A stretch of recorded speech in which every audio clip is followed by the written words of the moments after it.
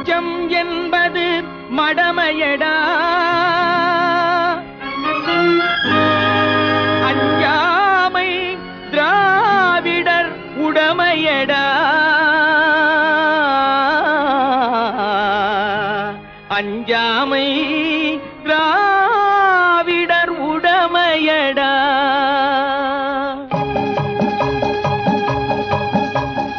அச்சம் என்பது மடமையடா, அஞ்சாமை திராவிடர் உடமையடா. அச்சம் என்பது மடமையடா, அஞ்சாமை திராவிடர் உடமையடா.